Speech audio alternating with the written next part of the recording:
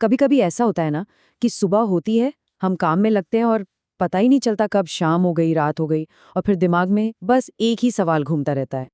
हाँ, कि भई आज का दिन गया कहाँ? ये वो सवाल है जो हम सब कभी ना कभी खुद से ज़रूर पूछते हैं। ऐसा लगता है जैसे दिन मुट्ठी से रेत की तरह फिसल गया। तो चलिए आज इसी पहेली को सुलझाने की कोशिश करते हैं। अब देखिए, मजे की बात यह है कि हम सबके पास दिन में बराबर 24 घंटे होते हैं, है ना? फिर ऐसा कैसे हो जाता है कि कुछ लोग तो इसी टाइम में कमाल कर जाते हैं और कुछ लोग बस सोचते ही रह जाते हैं? ये कोई जादू वादू नहीं है, सारा खेल मैनेजमेंट का है।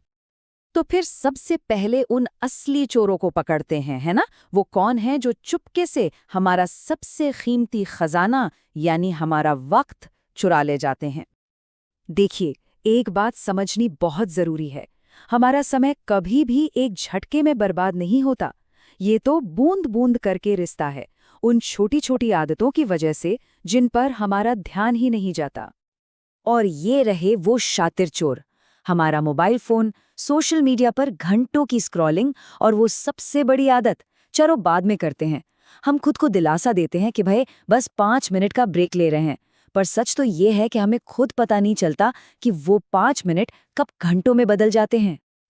चलो ठीक है, प्रॉब्लम तो पता चल गई। अब बात करते हैं सॉल्यूशन की। कुछ बहुत ही सिंपल लेकिन इतने पावरफुल नियम हैं जो इस खोए हुए समय को बचाने में हमारी मदद कर सकते हैं। सबसे पहला और सबसे जरूरी स्टेप है क्लैरिटी। मतलब पहले ये तय करें कि आज का सबसे जरूरी काम है क्या, और फिर उस बड़े से काम को ना छोटे छोटे मैनेजेबल हिस्सों में तोड़ दें। जब पहाड़ जैसा काम छोटी छोटी ईंटों जैसा दिखने लगता है तो उसे टालने का मन भी नहीं करता।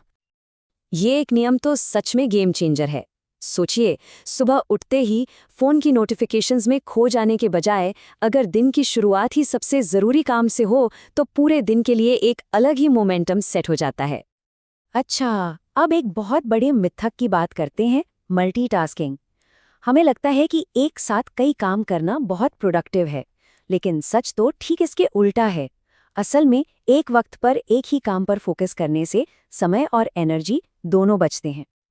चलिए अब उस अंदरूनी दुश्मन से लड़ने की बात करते हैं जिससे हम सब जूझते हैं, आलस। इस पर जीत कैसे हासिल की जाए? ये एक कमाल की बात है।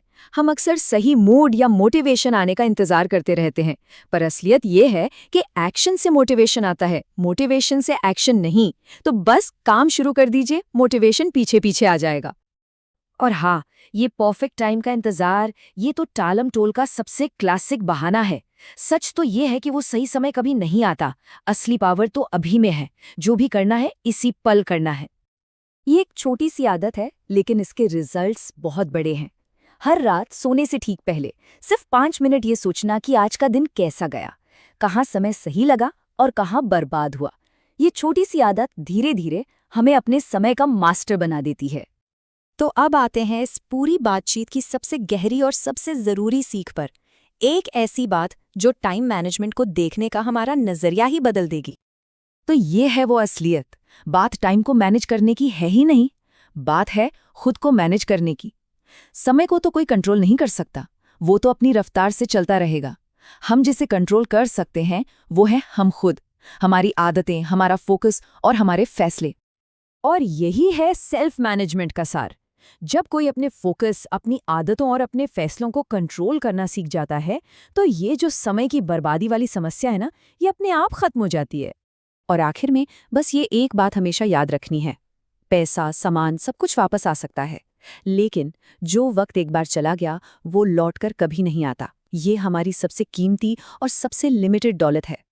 तो असली सवाल ये नहीं है कि समय कैसे बचाएं। असली सवाल तो ये है कि क्या हम अपने फोकस और अपनी आदतों पर कंट्रोल करने के लिए तैयार हैं?